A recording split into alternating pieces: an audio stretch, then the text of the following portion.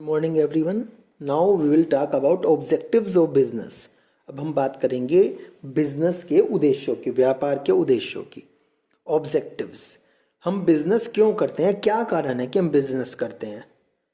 सबसे पहली बात, first thing is for profit. क्या है?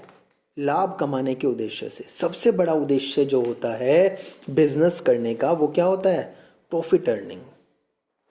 क्योंकि without profit there will be no business in future. आपने आज कैपिटल इन्वेस्ट करी बिजनेस में, और यदि आप प्रॉफिट नहीं कमाएंगे तो जितनी भी कैपिटल इन्वेस्ट करी वो धीरे धीरे धीरे धीरे क्या हो जाएगी? लॉस्ट हो जाएगी, खत्म हो जाएगी, फिर बिजनेस रहेगा ही नहीं। इसलिए बिजनेस चलता रहे उसके लिए हमें क्या करना होगा? प्रॉफिट अर्न करना पड़ेगा। तो first one is profit earning, second one is survival. बिल्कुल दोनों चीज लिंक्ड है। प्रॉफिट अर्निंग होगी तभी तो बिजनेस सर्वाइव करेगा, बिजनेस बना रहेगा। यदि प्रॉफिट नहीं करोगे बिजनेस में तो बिजनेस लंबे समय तक कैसे चलेगा? खर्चे कैसे पूरे होंगे? एक्सपेंसेस कहाँ से आएंगे?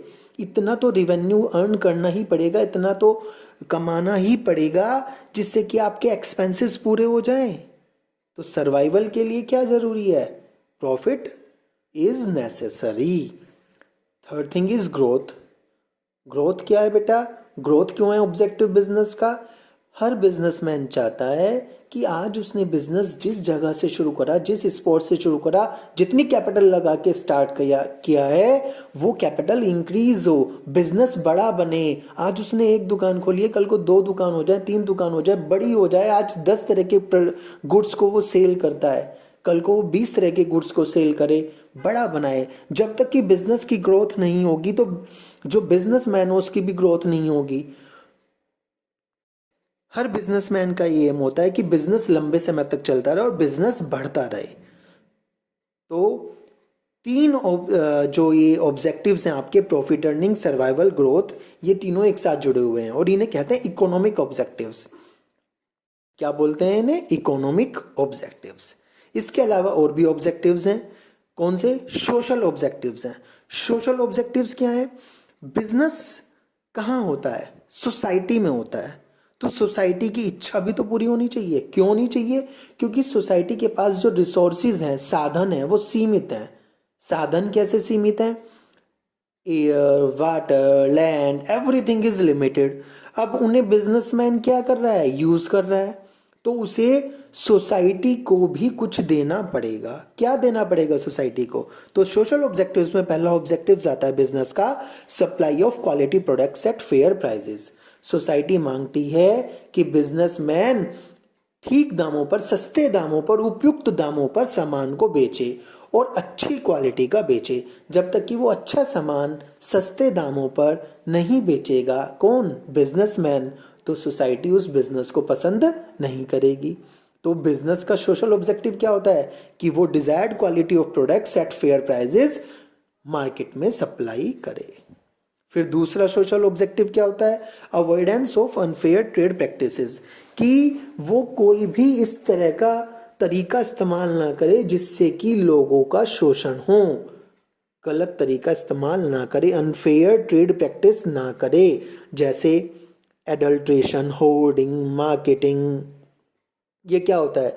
गुड्स की मिक्सिंग करना या ब्लैक मार्केटिंग करना, गुड्स की कालाबाजारी करना, कि जब पहले तो उनका स्टॉक लगा लेना और जब मार्केट में दाम, रेट्स ज़्यादा हो जाए तब उनको सेल करना। तो अनफेयर ट्रेड प्रैक्टिसेस ना करें। अनफेयर ट्रेड प्रैक्टिसेस में कम तोलना भी आता है, लोअर क्वालिटी ऑफ गुड्स भी आते हैं, हाई प्राइस चार्ज करना भी आता है। ऐसे कोई भी काम ना करे।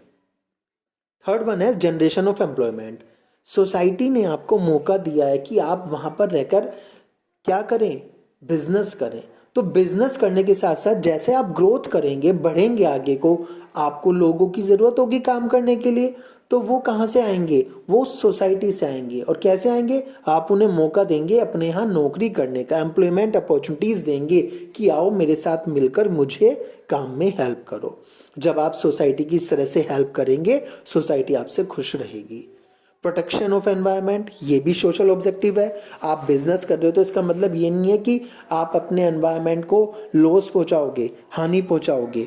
आपको क्या करना होगा, प्रोटेक्ट करना होगा एनवायरनमेंट को। प्रोटेक्ट करने में जैसे कि फैक्ट्रीज हैं, तो फैक्ट्रीज से निकलने वाला जो पॉल्यूशन है, एयर पॉल्यूशन है, धुआं है, वो क्या होना चाहिए, कम होना चाहिए। चिमनीज क्या होनी चाहिए, ऊंची होनी चाहिए।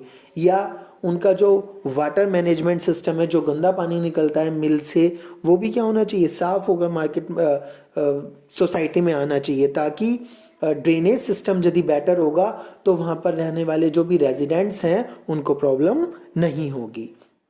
इसके अलावा कम्युनिटी सर्विस भी बिजनेसेस को देने चाहिए। अभी आप देख रहे हैं कोरोना वाइड स्प्रेड फैला हुआ है, सभी लोग डोनेशन दे रहे हैं, तो वो डोनेशन क्या है, कम्युनिटी सर्विसेज है, ठीक है कि नहीं। इसी तरह से और कम्युनिटी सर्विस क्या हो सकती है, जब भी जरूरत हो स्कूल्स खुलवाएं, चैरिटेबल हॉस्पिटल्स, डिस्पेंसरीज खुलवाएं, भूखे लोगों को खाना दें, गरीबों की मदद करें, प्लांटेशन ऑफ ट्रीज कराएं, ठीक है। Welfare of employees, last one is that welfare of employees, जो अपने एम्प्लॉयज हैं उन सब का भी ख्याल रखना पड़ेगा। ये सब सोशल ऑब्जेक्टिव्स में है। थर्ड वन इज बिजनेस के जो ऑब्जेक्टिव होते हैं वो किस तरह के होते हैं, human objective, individual objective. Human में क्या है, ह्यूमन में है वहां पर काम करने वाले एम्प्लॉयज, स्टाफ जिसे हम कहते हैं, उनको कहते हैं हम ह्यूमन। उनके भी ऑब्जेक्टिव्स का याद ध्यान रखना पड़ेगा। जिस फैक्ट्री में मजदूर काम कर रहे हैं, वर्कर्स काम कर रहे हैं, उस फैक्ट्री में वर्किंग कंडीशंस अच्छी होनी चाहिए, उनकी हेल्थ का ध्यान रखा जाना चाहिए। उनको मिलने वाली जो सैलरीज हैं, बोनस हैं, वो समय समय पर ठीक देने चाहिए और उतने देने चाहिए जितने की उनकी एबिलिटी हो, जितना उनसे काम लिया जा रहा हो। उनको समय समय पर प्रमोशन मिलना चाहिए, डेवलपमेंट का डेवलपमेंट का अवसर प्राप्त होना चाहिए। फिर इसके अलावा नॉन फाइनेंशियल इंसेंटिव्स भी मिलने चाहिए। नॉन फाइनेंशियल इंसेंटिव्स में क्या होता है, कभी कभी उनकी भी तारीफ होनी चाहिए कि आप अच्छा काम कर रहे हो। यदि मोटिवेशन होगा टाइमली मैनर में, तो मोटिवेट होकर एम्प्लॉयज़ और अच्छी तरह काम करेंगे, उनका उत्साहवर्धन किया जाएगा तो वो और अच्छी तरह काम करेंगे। एम्प्लॉयज़ को एनकरेज किया जाना चाहिए कि तुम भी हमें राय दो किस तरह से बिजनेस होना चाहिए, आपको भी इनिशिएटिव लेना चाहिए, पार्टिसिपेशन करना चाहिए बिजनेस में, ताकि आपकी राय पूछी जा रही है, वर्कर्स की राय पूछी जा रही है, तो वो खुश होकर काम करें कि ये बिजनेस हमारा है। तो ये सब क्या है, ह्यूमन और इंडिविजुअल ऑब्जेक्टिव्स हैं जो आप सबको लर्न करने हैं। Thank you.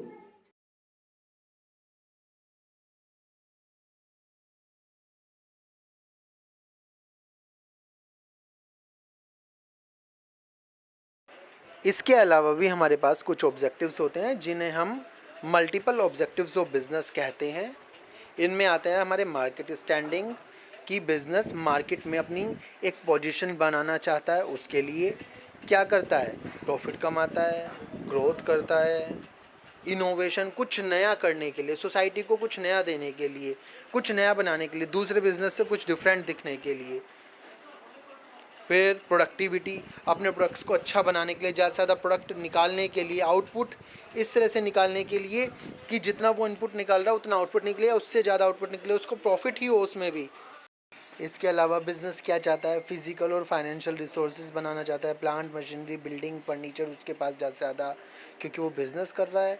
तो बिज़नेस कर रहा है तो वो ज़्यादा से ज़्यादा प्लांट, मशीनरी या बिल्डिंग्स खरीदना चाहता है, अपनी एसेट्स बनाना चाहता है। प्रॉफिट्स अर्न करना चाहते हैं, तो हमने मेन ऑब्जेक्टिव में पढ़ ही लिया है। मैनेजर परफॉर्मेंस एंड डेवलपमेंट, मतलब कि जो बिज़नेस को कंट्रोल करने वाले मैनेजर्स हैं वो उनकी परफॉर्मेंस बेटर हो, पहले से बिज़नेस आगे बढ़े। बिज़नेस जैसे कि मान के चलिए हमने पहली बात करी थी ग्रोथ में कि 10 प्रोडक्ट बना रहा है तो चाहता है कि 20 प्रोडक्ट बनाए। एक शॉप है तो 2 शॉप हों, एक शहर में ऑपरेट करे तो 2 शहर में ऑपरेट करे, 5 शहर में ऑपरेट करे, एक कंट्री से दूसरी कंट्री में अपने बिज़नेस को, सामान को बेच सके, ग्लोबल हो जाए। ठीक है, तो ये सभी क्या है, मल्टीपल ऑब्जेक्टिव्स ऑफ बिजनेस है, ये भी आपको इसके साथ ही पढ़ने हैं। Thank you very much.